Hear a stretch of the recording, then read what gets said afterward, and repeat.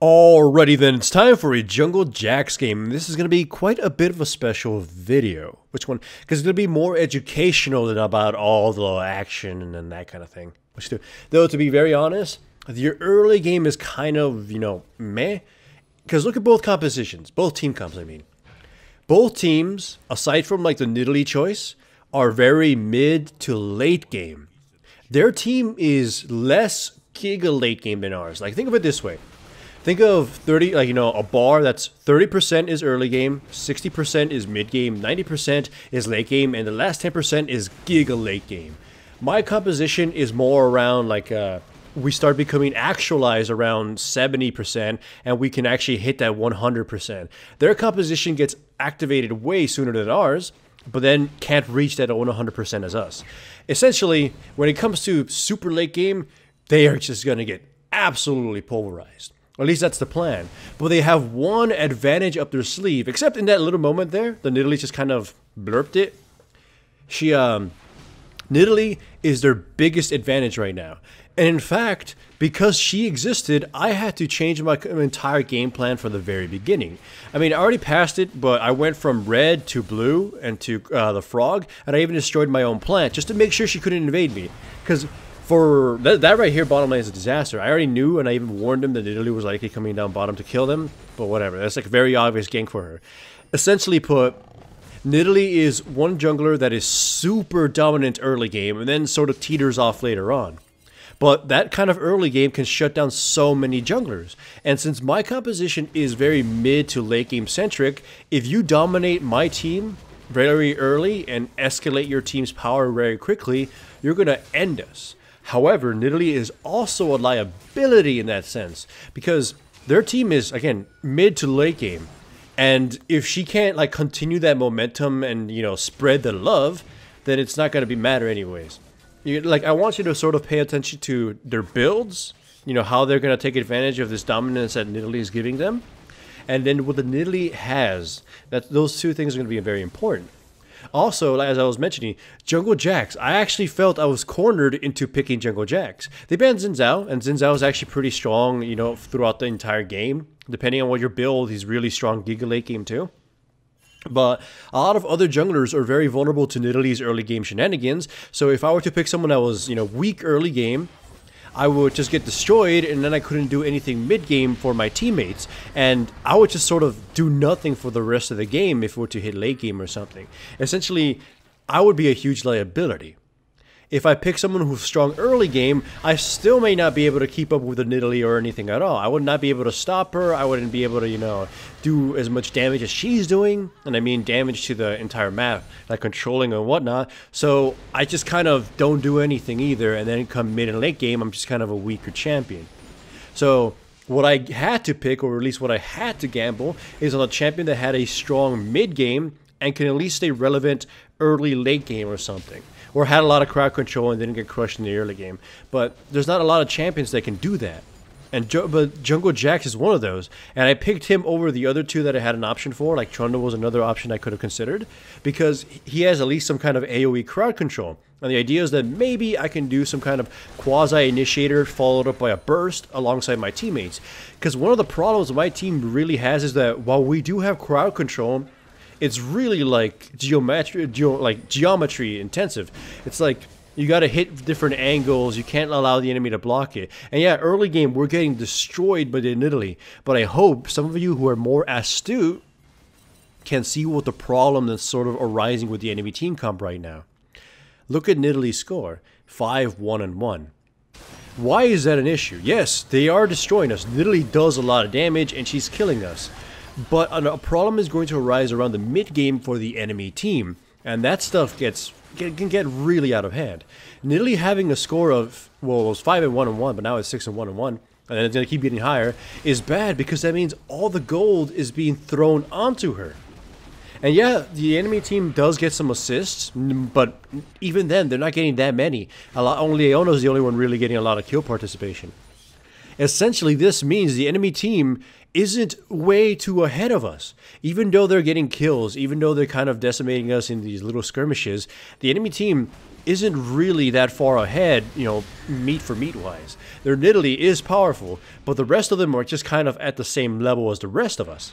So come mid game or come mid late game where my team starts, you know, popping off and their team is kind of popped off, the only real threat they will have, or, you know, the only real threat they've had was a Nidalee, and she's just going to teeter off, so she might as well count as a regular, you know, on par with us too. Like, yeah, you know, again, the early game is kind of a huge mess and stuff, but my team, all we have to really worry about is getting off the ground. We have to make it to that mid to late game, and then we'll just kind of smash them. My composition is built to just run them over. Yes, we're going to have some really odd damage, especially from like the Heimerdinger, him and having to use like weird angles and everything being blocked, and hopefully the Morgana can get some good Qs off. But overall, like, you guys know what Jax does once he gets a little bit of items. Like, nobody in the enemy team should be able to survive me. Maybe the Veigar will blow me up before I do anything. And then the Twitch, he can just terminate entire team compositions. And the rest of my team, including Morgana, especially if she gets like an hourglass, my team is unstoppable. So right now, what the enemy team had to be focusing on doing, since they have the Nidalee advantage of just having controlled the map and having, you know, got us a few kills, is sieging. They need to control that Rift Herald, get it early, and just go through towers. They need to get towers. They are getting dragons, which is what they should be doing, but they need to not scatter about like they're sort of doing. They're kind of going for kills, and, you know, they're just constantly going for kills, and then they're getting really hurt in the process, so it's very easy for my team to sort of repel them right after. Again, they just cannot get these towers, and they needed those. We have towers. We have at least 2 at that point. So, yeah, this is a problem for the enemy team. It looks like when people were watching on the stream, it looks like my team was losing. We were getting destroyed. We were having issues and whatnot. But yeah, also I do gotta point this out. This should have been obvious to me, but I was getting a little bit tilted because this is a very tense game for me. I should have known that Cho'Gath was baiting us, because him going for the second time for that ward was going to end in his death, because we were now both prepared for it. So we should have realized that he was just baiting us for his teammates to trap one of us, and yeah, that was very stupid of us. But no, Heimerdinger, Anivia, and Morgana are super strong at just sort of keeping waves away, and them sort of being scattered allows them to get nuked, allows them to get sniped a little bit. And yeah, they did get this tower, but it's coming at a great effort. Like, I mean, the Tristana got killed because she was just kind of by herself, right? And that's kind of been their downfall. And I know I'm taking blue for myself and all that kind of stuff, but I'm just trying to power farm as much as possible. It doesn't look that impressive, and it honestly isn't, that I have this amount of CS right now. 96, well, the Nidalee has 107. But yeah, she's just kind of Nidalee, and plus she's kind of fed, so she has got the items such as one-shot camps. This is what Nidalee do. She will dominate the early game, but you can already see she's starting to kind of taper off. If she gets CC'd, she just kind of instantly dies. If I get on her and she doesn't kite me, I kind of just annihilate her. That's what I'm trying to work towards. Once I get my Trinity Force, once I get my next item, which ends up being Guardian Angel, for the same sort of reason that I had implied earlier, jump in there, CC them, and hopefully hit somebody really hard enough to kill them. But yeah, again, Nidalee, her shenanigans that she was pulling off, you know, being a nuisance in the early game, they ain't gonna cut it. And the player isn't really adapting her or his playstyle to deal with this. And now, again, the enemy needs the Cho'Gath to be part of these fights. I think the Cho'Gath being more assertive and having a better build, which, to be honest, if you look at his build, I don't really feel it was the best build to be going for. I felt he needed more clear magic resistance. He's going to be building Righteous Glory, which is a good item, but I sort of felt like he should have left it to somebody else. Cho'Gath needs to be the one in the front, just hopefully clipping both Heimerdinger and Anivia with a silence, which then would allow the enemy team to sort of just slam onto my teammates, since they'd not be able to do anything. We don't have a real tank. We just sort of have ways to grab people and then, like, instantly burst their front line apart and then grab the next dudes and kill them. Like, Anivia's been really damn good with her walls. I mean, I haven't been talking about them, but you probably have been seeing them throughout the game. But yeah, Nidalee can still pick off people, and she's been doing that. She's just picked up the support Morgana, but yeah, whatever. But yeah, right now, it's just, again, defending the towers, which they can't keep taking down. They should have controlled the Rift Herald very early and, just use it to their advantage. But here is actually a very important takedown. My stun doesn't get Cho'Gath, but you can see, I do a shitload of damage to Cho'Gath. I've already gotten my Trinity Force, and I'm starting to pop off. The enemy team needs to have seen that sign as in, we're wasting too much time. Because at this point now, it's just like, I can kill somebody, survive enough to then maybe hurt somebody else, and then the rest of my team is going to melt the rest of their team. We have so much late game godliness. Like, Twitch will slaughter their team. Cho'Gath at this point is starting to become invalidated by my team composition. Like, yeah, his entire purpose this game should have been the scapegoat. Maybe bite someone and eat them in the front if the enemy team like hits them with a Nidalee and like a Veigar Q or something and get them low. But yeah, this was a composition where they needed to sort of protect the Tristana, then annihilate somebody dangerous, and then sort of control the rest of us while Tristana blows up the team. But they didn't do that. They had an advantage in Nidalee slaughtering everybody and going about, but she didn't share the kills. And now you're seeing the effects of that. The enemy, the individual enemy teammates or team guys, are basically on par with us, and our team composition is naturally just better than theirs. I get a Guardian Angel. I was thinking Randuin's Omen or Guardian Angel. For either one would have been worked first. I'm going to be trying to be building Randuin's Omen after this. Again, for the same reason, jump in, stun them, cause the AoE slow, and then just go to town on them and survive their own physical barrage. I mean, if Veigar focuses me, it doesn't really matter. But yeah, at this point, you can see they don't do very much to us. We do a ton to them. We're popping off. Remember, like I said, that little scale. They get realized, they get actualized before us, and then they apex first than us too. But we keep going up until the 100%, and we become so dangerous they just can't deal with us. Like, we're both late game compositions, but we're even later compositions. We're that Giga late game. My team can kite them at this point because they have the mana, they have the cooldowns, they have the efficiency. It's like it's fun to see this. My team composition, all we had to do was survive. All we had to do was survive. The enemy team, even though they were late game, they would be actualized earlier, and they had to just sort of push as much of an advantage as they could have and reach their apex before we could even get off the ground. But they didn't.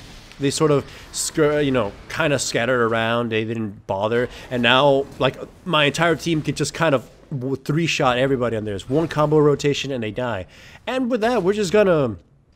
I know, a little bit anticlimactic, but it's just something I want to point out because a lot of people have been actually criticizing my parts of my stream or videos when I mention team compositions. Like, all caring about team compositions in lower divisions. Yeah, my account isn't that high right now, but you can see that it's going up. Yeah, compositions in solo queue do not matter that much because, players might not be able to take care of these advantages or whatnot, but if you don't at least pay some attention to them, you're gonna especially as a jungler, you're gonna pick yourself into a wall where you will find yourself not being able to do anything. If I had picked an early game jungler like Kha'Zix or something, and I didn't get those early kills because someone like Nidalee just hounds me the entire time, then what am I gonna do come mid and late game where I can't kill anybody important? Like, again, you could have picked any jungler you were good with, right? If you don't know how to play someone like Jax, you probably shouldn't force yourself to. But I hope most of you are understanding what I'm trying to get with this. If my team didn't play to its strengths, if my team tried to be super aggressive early game, we would have just kind of, gotten rolled over because that's not what our team comp is good for. And Nidalee would punish us at every ground or at every moment, and it did. They did. You saw the bottom lane 2-kill and then the kill against the Heimerdinger top lane. And then my teammates sort of adapted to that. They started playing more carefully. That's the kind of stuff you should be taking into consideration. Yes, team composition doesn't matter too much, but how you use the composition you end up with is super important. Again, I just got to point it out. The enemy team literally can't do anything. Like, if we're on an even fight, if we're on an even fight, my team has way more options and way more power to play with than the enemy team does. And as a result, we're just going to naturally beat the crap out of them. So with that, the enemy team got crushed. You know, you saw the huge swing in the early game where they were just kind of ripping us to shreds, and then all of a sudden we get our items, we get, you know, they took too long in doing anything, and we just sort of bulldoze over them. It's a beautiful thing to see, and that's why I wanted to upload this video, even if the early game and the mid game was kind of boring to see. Stuff like this is very important to a jungler when you have to take into account so many variables.